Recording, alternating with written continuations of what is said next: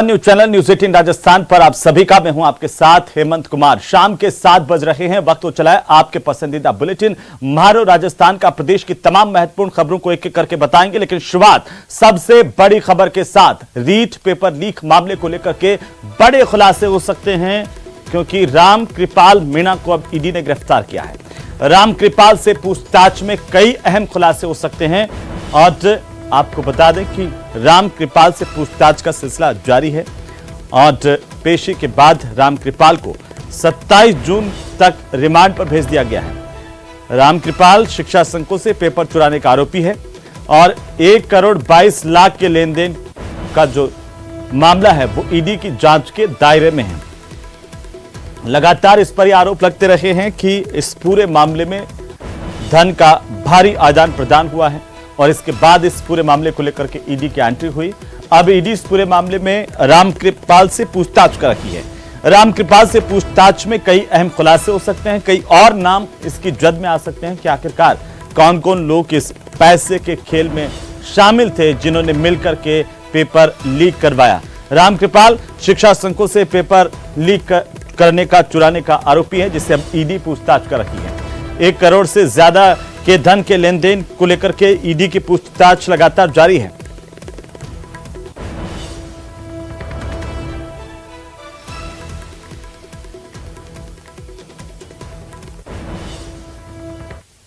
तो चलिए आगे बढ़ेंगे और इसी बीच बड़ी खबर हम आपको बता दें, मुख्यमंत्री अशोक गहलोत ने हिंदुत्व को लेकर के बड़ा बयान दिया है। सीएम अशोक गहलोत ने जालोर में कहा कि हम हिंदुत्व को लेकर राजनीतिक एजेंडा नहीं बनने देंगे। सीएम ने कहा कि गाय माता धर्म के नाम पर बीजेपी वोटों की राजनीति करती है, हम हिंदू नहीं हैं क्या। साथ ही उन्होंने कहा कि हमने गायों के लिए उपचार निःशुल्क शुरू किया, गौशालाओं को अनुदान दिया। मुख्यमंत्री का बयान सुनिए। इलाज फ्री हो रहा है राजस्थान के अंदर। उनका इलाज मैंने पिछले टर्म के ही दवाई अगर मनुष्यों को फ्री करी थी तो हमने पशुओं वाली दवाई फ्री कर दी राजस्थान के अंदर। सब काम कम कर रहे हैं, फिर भी हम गाय माता के नाम से वोट की बात नहीं करते। ये लोग उसके नाम पे वोट की बात करेंगे, धर्म के नाम पे वोट की बात करें, तो क्या हम लोग हिंदू नहीं है क्या?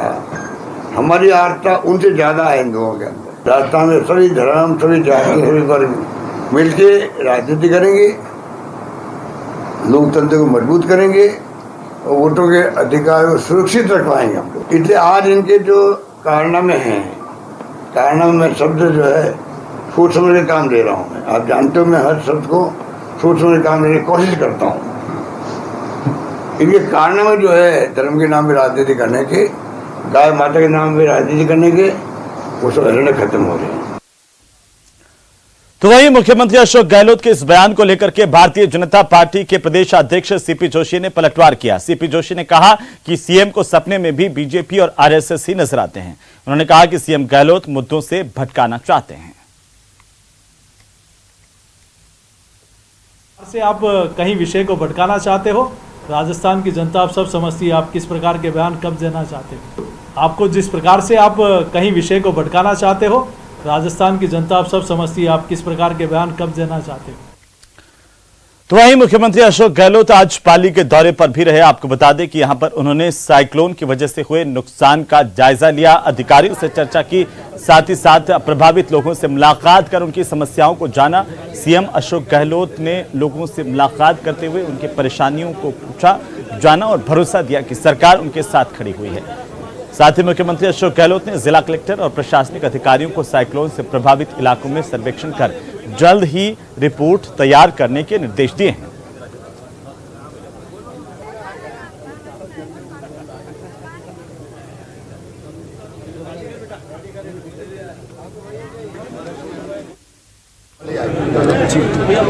सब जगह तकलीफ तो हुई है, कच्चे मकान गिर गए, पक्के मकान क्षतिग्रस्त हो गए, सड़कें टूट गई, बेड़े बह गई, प्रॉब्लम तो ये खंभे गिर गए हैं, ठीक है ना, नुकसान हुआ है। पर सब जगह सर्वे का काम शुरू हो रहा है और कहीं कहीं तो रेस्क्यू इतना अच्छा काम किया। जालोर में कोई 60-70 लोगों को बचाया जो पानी में गिरे हुए थे और सैकड़ों लोगों को राहत दिलाई गई वहाँ पर।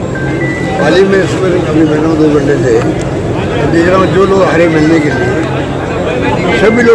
कि प्रशासन नहीं होता, एक जगह SHO नहीं होता तो मैं नहीं बच पाता, आपके सामने खड़ा नहीं होता।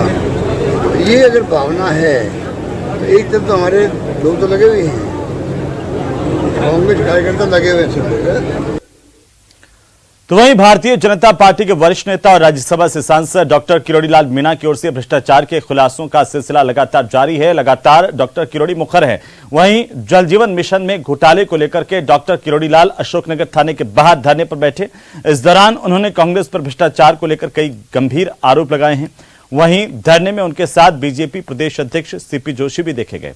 सांसद डॉक्टर किरोड़ीलाल मीणा ने जहां खान विभाग में 66,000 करोड़ के भ्रष्टाचार के आरोप लगाए, तो वहीं PHED विभाग में भ्रष्टाचार के मामलों में सरकार से FIR दर्ज कर जांच की मांग की है।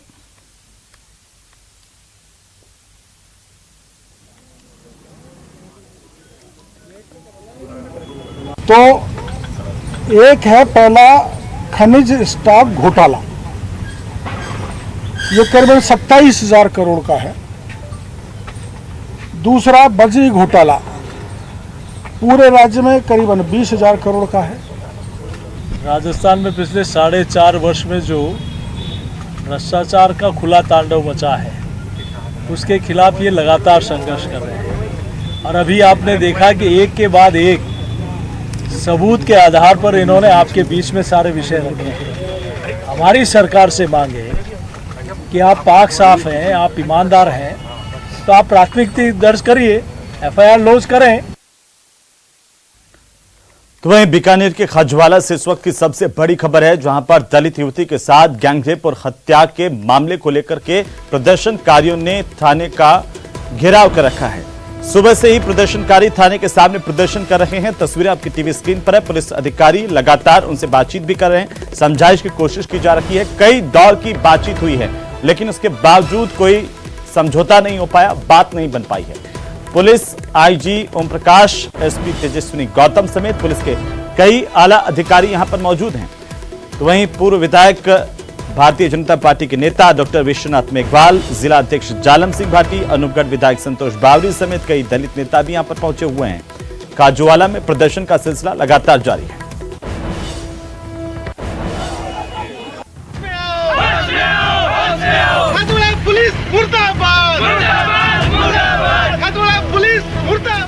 रेप, मर्डर और बवाल,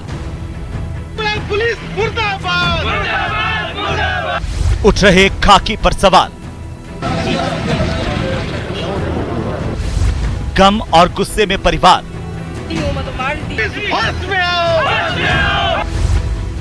लगाई इंसाफ की गुहार,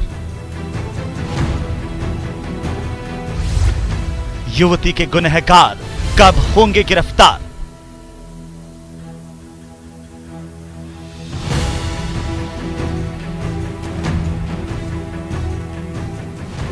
बीकानेर में एक दलित युवती के साथ पहले गैंगरेप और बाद में उसकी हत्या करने का मामला तूल पकड़ता जा रहा है। परिजन और स्थानीय लोगों ने थाने पर धरना दिया। 2 पुलिसकर्मियों पर भी आरोप होने के कारण दलित समाज में भारी आक्रोश है। परिजनों का कहना है कि युवती रोज कंप्यूटर कोर्स के लिए जाती थी, जहां एक आरोपी रोज उसका पीछा करता था। मंगलवार को भी आरोपी ने 2 पुलिस कांस्टेबलों के साथ लड़की का पीछा किया, उसके साथ रेप करने के बाद हत्या कर दी। मामले में न्याय के लिए जंग जारी है। वहीं पुलिस कह रही है कि दोषियों पर एक्शन होगा। काजूवाला में प्रकरण संख्या 162 दर्ज किया गया है, जिसमें गैंग रेप की धाराएं हैं और मृत्यु कारित भी हुई है। 302 IPC की धारा भी जोड़ी गई है, जिसमें नामजद मुलजिम में 2 पुलिस के कांस्टेबल भी हैं। क्योंकि ये नामजद थे इसलिए इनको सस्पेंड किया गया है, और जो अन्य मुलजिम हैं उनकी गिरफ्तारी के लिए और उनको दस्तयाब करने के लिए पुलिस की 7 टीमें लगी हुई हैं। शीघ्र ही हम उनको भी दस्तयाब कर पाएंगे और पूरे मामले की साइंटिफिक विवेचना करके और आपराधिक तत्वों को, जो भी पीड़ित परिवार है उसको तुरंत प्रभाव से न्याय मिले, जिससे जो दोषी है उनको तुरंत प्रभाव से गिरफ्तार किया जाए। और जो भी थाने से संबंधित लोग हैं उनको भी थाने उस पर कार्रवाई की जाए। मुआवजा की बात आई इसमें, तो 1 करोड़ का मुआवजा, घर में एक व्यक्ति को सर्विस और जांच, उच्च स्तरीय जांच की जाए, ये सब मांग पत्र में लिखा गया है। वहीं इस मामले में राजनीति भी शुरू हो गई है। बीजेपी ने राज्य सरकार पर निशाना साधा है। पूर्व सीएम वसुंधरा राजे, सीपी जोशी, राजेंद्र राठौड़, किरोड़ी लाल मीणा समेत तमाम नेताओं ने सरकार को घेरा है। बीजेपी का कहना है कि घटना में पुलिसकर्मियों की संलिप्तता सामने आना सरकार के माथे पर कलंक है। खाजूवाला में तो बच्ची कंप्यूटर सीखने जा रही थी, 20 साल की थी, और रास्ते में पकड़ा दरिंदों ने, जिसमें 2 पुलिस के सिपाही भी थे। गैंग रेप किया उसके साथ, और गैंग रेप के कारण वो मर गई। गृह मंत्री बहुत दलित राष्ट्रीय एससी की बात करते हैं। इस राज्य में सरे राह दिन में एक मेघवाल समाज की बच्ची के साथ गैंग रेप कर दिया जाए और मर जाए, और घंटों थाने पर बैठे रहें और अपराधी गिरफ्तार नहीं हो। ये घटनाएं तब होती है जब रक्षक ही भक्षक बन जाया करते हैं। और कैसे उस बच्ची के साथ हुआ जो खाजूवाला में पीड़ित परिवार ने कहा कि हमारे 2 पुलिसकर्मी भी शामिल हैं। सरकार को चाहिए कि जांच कर अगर वो दोषी हैं तो तुरंत उसके खिलाफ एक्शन करना चाहिए। बजाय उसके उस परिवार को प्रताड़ित किया जा रहा है, उस परिवार को परेशान किया जा रहा है, और वहां जनता जनार्दन और कार्यकर्ता नहीं बैठते तो शायद वो अपने मंसूबों पर कामयाब हो जाते। घटना के बाद से सभी आरोपी फरार हैं। इतना बड़ा कांड हुए 2 दिन से ज्यादा हो गए हैं, लेकिन पुलिस आरोपियों को अब तक गिरफ्तार नहीं कर पाई है। Bureau report, news 18 Bikaner. तो चलिए आगे बढ़ेंगे, सीकर की बात करेंगे। सीकर में मेडिकल कॉलेज में छात्र हनीमेश का संदिग्ध मौत का मामला लगातार तूल पकड़ रहा है, और धरने पर बैठे परिजनों और प्रशासन के बीच आखिरकार अब इसके बाद बातचीत हुई और सहमति बन गई है। जयपुर में छात्र के शव का पोस्टमार्टम होगा। मामले में हत्या का मुकदमा दर्ज किया गया है। परिजनों ने जयपुर में पोस्टमार्टम पर अपनी सहमति जताई है। सीकर मेडिकल कॉलेज प्रशासन को लेकर के परिजन सहमत नहीं हुए कि यहां पर पोस्टमार्टम हो। वहीं सांसद सुमेधानंद सरस्वती ने कहा कि निष्पक्ष पूरे मामले की जांच हो। सहमति के बाद परिजन धरना खत्म करने के लिए तैयार हुए। सांसद सुमेधानंद सरस्वती समेत कई जनप्रतिनिधि भी यहां पर परिजनों के साथ धरने पर बैठे थे। संदिग्ध हालत में सीकर के श्री कल्याण मेडिकल कॉलेज में कल रात्रि को एक बच्चे की संदिग्ध अवस्था में डेथ हुई है। उनके परिजनों को सूचना दी गई। परिजन यहाँ पर आए और उन्होंने देखा कि बच्चे का एक तरफ का हाथ पूरी तरह से, उसमें 5-6 फ्रैक्चर हैं, पैर में फ्रैक्चर हैं, और वो डेड बॉडी वहाँ पड़ी मिली थी। जब रात को समथिंग 12 बजे के आसपास, क्योंकि 11 बजे इंस्टाग्राम से उस बच्चे ने कोई पोस्ट डाली है, तो उससे स्पष्ट सिद्ध होता है कि वो घटना 12 बजे के बाद ही घटित हुई है। और सुबह 5 बजे वहाँ जो डॉक्टर्स हैं वो घूमते हुए उन्होंने देखा कि कोई डेड बॉडी पड़ी है। तो फिर पुलिस को बुलाया, पुलिस ने दिखा, यहाँ लेकर के आगे उसको परिजनों को सूचना दी और परिजन भी आ गए। तो परिजनों की डिमांड थी कि यहाँ बॉडी का सीटी स्कैन हो और सीटी स्कैन की रिपोर्ट हमें मिले। और हम यहाँ के डॉक्टर्स पर, क्योंकि मेडिकल कॉलेज की घटना है, उन पर हमारा फेथ नहीं है, विश्वास नहीं है। एसएमएस में बोर्ड गठित करके इसका पोस्टमार्टम करवाया जाए। तो चलिए आगे बढ़ेंगे, और इसी बीच जोधपुर से बड़ी खबर है, जहां पर पाले में एक दलित युवक अजय की हत्या के मामले को लेकर के बड़ी अपडेट है। एमडीएम में लगातार 3 दिनों से धरना दे रहे थे परिजन, और इसके बाद भी जब उन्हें न्याय नहीं मिला तो पानी की टंकी पर यह दलित परिवार चढ़ गया। पीड़ित के मां और भाई पानी की टंकी पर चढ़े। शास्त्री नगर थाना इलाके के अधिकारी मौके पर पहुंचे। परिवार को समझाइश की कोशिशें लगातार जारी हैं। परिजनों ने पुलिस पर कार्रवाई नहीं करने का आरोप लगाया है। जोधपुर से यह बड़ी खबर है।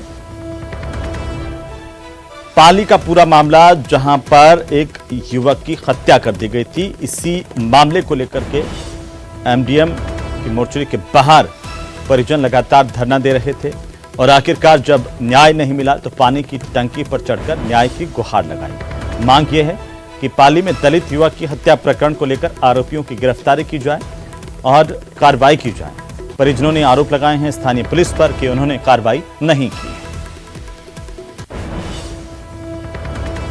चलिए आगे बढ़ेंगे। कांग्रेस प्रदेश अध्यक्ष गोविंद सिंह डोटासरा ने भारतीय जनता पार्टी पर बड़ा हमला बोला है। बीजेपी पर निशाना साधते हुए डोटासरा ने कहा कि बीजेपी में संगठन खत्म हो गया है। नेता प्रतिपक्ष राजेंद्र राठौड़ ने पूरी पार्टी को हाईजैक कर लिया है। साथ ही उन्होंने कहा कि प्रदेश अध्यक्ष सीपी जोशी नाम के अध्यक्ष हैं, सारे काम राठौड़ कर रहे हैं। इसके अलावा उन्होंने क्या कुछ कहा है, सुनिए।